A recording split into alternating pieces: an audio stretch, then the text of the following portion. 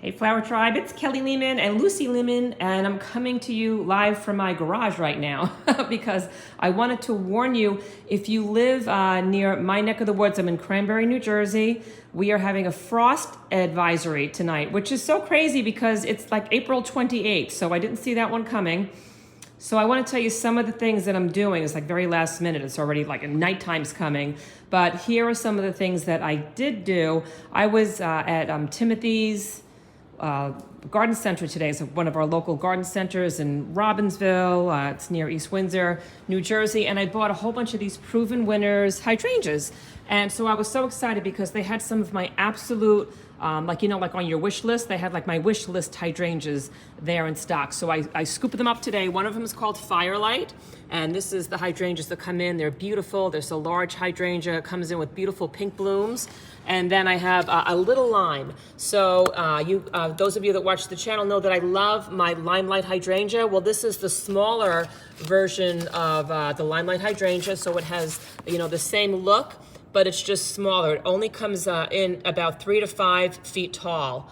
Now, it's wide, and so let's see, it's 3 to 5 feet tall and wide. So I know that might sound big, but some of my limelight hydrangeas that I have in my garden right now are like, I think they're literally like, I don't know, like 15, 16 feet tall. So that is a smaller version of that, this little lime.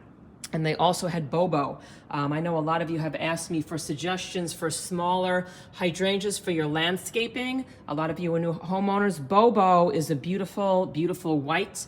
They have those white puffy, like snowball looking, hydrangea blooms, and they come in as a very compact version of the larger one. So I think it's only about 2 feet. I think it only gets about 2 feet. Let's see, 2.5 to 3 feet tall, and 3 to 4 feet wide. So yeah, so this is a compact version of some of like the Incredible hydrangeas that you might have already. And then I had a whole bunch of roses that Proven Winners Color Choice had sent me this week. And what I did was I wound up keeping all of these in the garage. I was going to plant them today. And I also have a forsythia back here. It's called Show Off.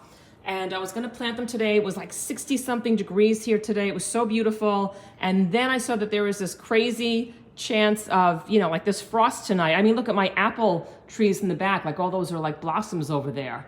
And, this is very, very uncommon for this time of year to have a frost advisory. So here's what I did. I brought these plants inside. I had them sitting in the garden where they were supposed to, go into the ground today. I packed them up. I put them in the back of the car.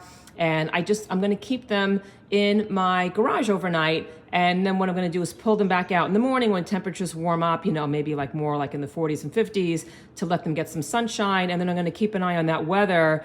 And I want to make sure that I bring them outside when there's no more threat of frost. Oh, there's one of my cats scooting by. That was Tigger.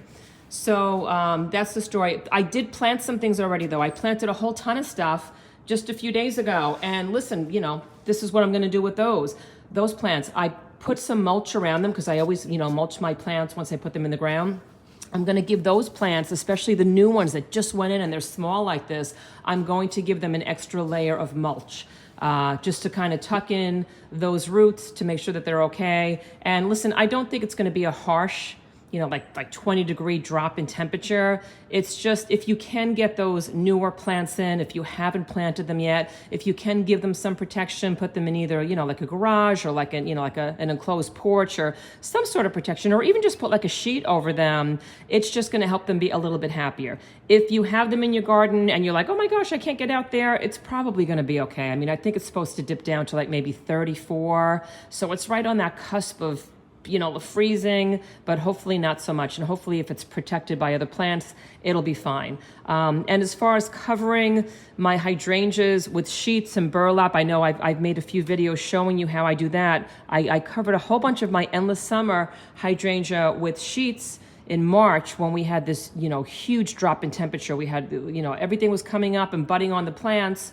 And then we had a snowstorm and it dropped down to 20 degrees. And that's when I ran out there at night and I covered half my hydrangeas with some sheets to protect those buds. I'm not going to do that tonight. I don't think it's necessary. You know, famous last words. We'll see what happens tomorrow when like all the buds are like frozen off in my endless summers. But hopefully they'll be fine. But anyway, if you can, get some of those, you know, more delicate plants inside. If you have stuff you just planted, maybe do a little bit of extra mulch. I know it's late at night. Listen, don't sweat it. I think that God gives us flowers to make us happy, not to make us sweat about them and be all nervous about them. And nature has a way of protecting itself. So send a little prayer up. I'm sure they'll be fine. But anyway, that's what's going on with the farm right now. So Lucy and I are out here, like, you know, playing musical chairs with all of these hydrangeas. And I'm going to make some videos to show you how I get these in the ground. Basically, I'll just tell you, like, right now, just like if you want to stick around for the short story, I basically just dig a hole for all these plants. I'm going to do the same thing, including my roses. I'm going to dig a hole that's like twice the width of the pot and the same height. And then I'm basically going to lift this out of the container. I'm going to kind of like massage the bottom of the roots and some of like the soil there, just to make sure that I don't have any tight roots that are there. Sometimes you get root bound plants in your pot. Like the roots get really tight, they get really balled up there. So I'll give it like a little massage. I'll kind of loosen everything up. I'll give these guys a really, really great watering. Like I actually water them, like, you know, in the buckets before I plant them in the ground, because I want to make sure that I gave them like a really good like watering, especially like the night before, so the roots had a really good chance to absorb that water, so that my plants go in the ground nice and hydrated. They're nice and happy. They're not in shock. They're not, you know, thirsty. So I'll water them, you know, really, really like a deep watering. You know, the night before. I'll go out there, I'll dig that hole that's, you know, twice the width and the same height. And then I basically just, you know, pop them in the ground. And I make sure that I don't plant them too deep. A lot of people make the mistake of, you know, planting them, if, let's say like the soil level is here.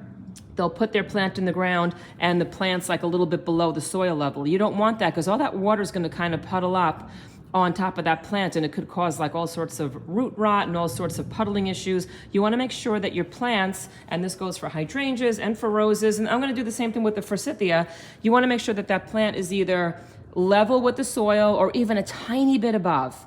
So it's better to be a little bit above the soil, you know, with the soil level, than below it. So, and then I'm going to fill it in. I'm going to backfill it in. I'm going to tamp it down, and I'll tamp the soil down halfway through, and I'll even give like the soil a little bit of watering halfway through, and then I tamp it down with my foot just to get rid of any air pockets, and then I'll fill the whole thing in with soil, and then that's how I put them in the ground, and I'll make sure that they stay nice and moist.